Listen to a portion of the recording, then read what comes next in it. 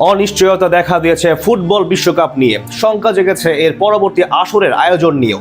এমনকি বিশ্বকাপের পরিবর্তে নতুন এক টুর্নামেন্ট আয়োজনের প্রস্তাব এসেছে নানা মহল থেকে। ইতিমধ্যে শুরু হয়ে গেছে পরিকল্পনাও, যেখানে আবার ব্রাজিল কিংবা আর্জেন্টিনার সুযোগ পাওয়া নিয়ে রয়েছে যথেষ্ট সংশয়।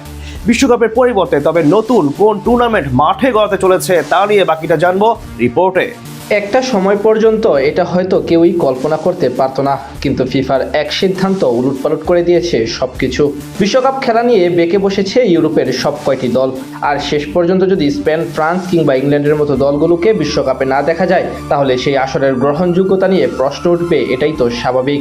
তবে ইউরোপ সহ উত্তর আমেরিকা ও এশিয়ার দলগুলো যদি বিশ্বকাপে অংশ না নেয়, তবে তার বিকল্প নিয়েও ইতিমধ্যেই শুরু হয়ে গেছে আলোচনা। ফিফা সভাপতি জিয়ান্নি ইনফান্তিনোর সঙ্গে বিরোধ জড়িয়ে পড়া তিন মহাদেশের ফুটবল কর্তারা বিশ্বকাপ বর্জনের সম্ভাব্য পরিণতি নিয়েও ভাবতে শুরু করেছে।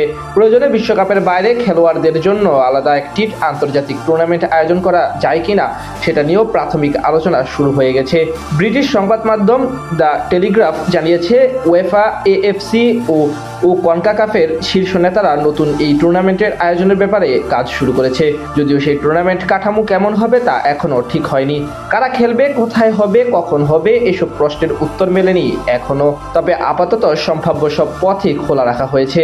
বিশ্বকাপ নিয়ে এই নাটকের শুরু হয় ফিফার এক বিতর্কিত পরিকল্পনা থেকে। ফিফার প্রতিযোগিতাগুলোর শেয়ার বিক্রির পরিকল্পনা প্রকাশ্যে আসতেই তীব্র প্রতিক্রিয়া দেখায় ইউরোপের ফুটবল নিয়ন্ত্রণ সংস্থা উয়েফা। জরুরি সভায় বসে উয়েফার 55টি সদস্য দেশ। সেখানে সর্বসম্মতিক্রমে বিশ্বকাপ সহ ফিফার সব প্রতিযোগিতা বর্জনের সিদ্ধান্ত নেওয়া হয়। পরিস্থিতি সামাল দিতে বিশ্বকাপ পর্যন্ত ফিফা পিছু হাঁটে। বাতিল করা হয় শেয়ার বিক্রির পরিকল্পনা।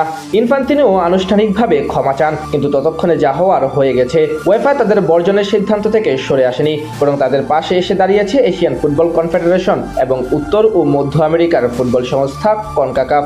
এ ব্যাপারে উয়েফা সভাপতি আলেকসান্ডার সেফেরিন, এএফসি সভাপতি সালমান বিন ইব্রাহিম এবং কনকাকাফ সভাপতি ভিক্টর মন্তালিয়ানি তিনজনই যৌথ এক চিঠিতে ইনফান্তিনোর বিপক্ষে প্রতারণার মাধ্যমে বিশ্বাসভঙ্গের অভিযোগ তুলেছেন। একই সঙ্গে বাতিল হয়ে যাওয়া শেয়ার বিক্রির প্রক্রিয়া নিয়ে স্বাধীন ও নিরপেক্ষ তদন্তেরও দাবি জানিয়েছেন। এদিকে ফিফার পরবর্তী নির্বাচন নিয়েও শুরু হয়েছে হিসেব নিকেশ। বর্তমান সভাপতি ইনফান্তিনো আস্থা হারালেও আবারও সভাপতি পদে টিকে থাকার জন্য প্রস্তুতি নিচ্ছেন। যদিও 211 সদস্য দেশের ফিফা সভাপতি নির্বাচনে জিততে দরকার অন্তত 106 ভোট। তবে কাগজে কলমে হিসাব করলে তিন মহাদেশে রয়েছে 143টি ভোট। ফলে ভোটের লড়াইয়ের মাঠে নামার আগেই বড়সড় বিপদের মুখে পড়েছে ইনফান্তিনো। তবে ইনফান্তিনোর বিপক্ষে যতই বড় জোট তৈরি হোক না কেন, তার পাশেও শক্তিশালী সমর্থন রয়েছে। দক্ষিণ আমেরিকার ফুটবল কনফেডারেশন কনমেবল এবং আফ্রিকান ফুটবল ফেডারেশন সিএএফ ফিফার বর্তমান সভাপতির প্রতি সমর্থন জানিয়েছে। ইউরোপের বড় দলগুলো কি গ্রেটেস্ট ওয়ান আর্থের লড়াইয়ে মাঠে নামতে পারবে নাকি তাদের জন্য অপেক্ষা করছে নতুন আরেক টুর্নামেন্ট, তার উত্তর মিলবে খুব দ্রুতই।